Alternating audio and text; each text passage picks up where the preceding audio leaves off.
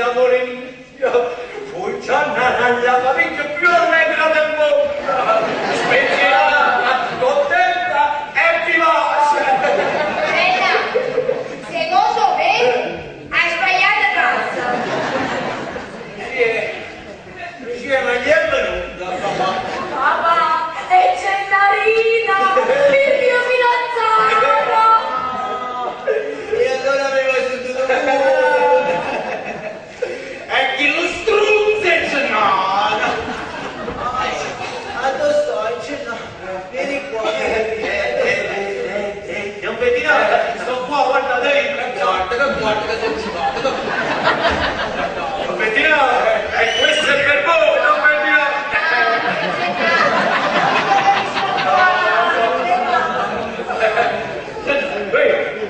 Allora è stupendo, è un semplice pensiero alimentare, no? Papà, è un salato. Un regalo di Gennaro.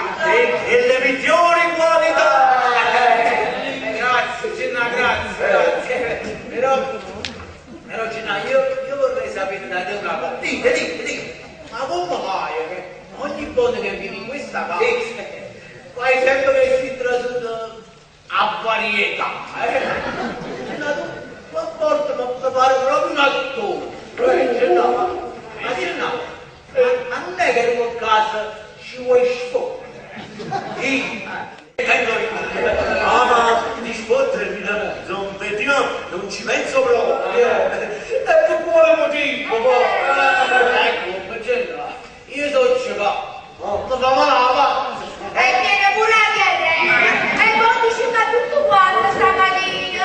Come se non bastasse, mia moglie Rapina e tua suocera sta in coppa una carrozza. Tuo cognato Vincenzino è autista.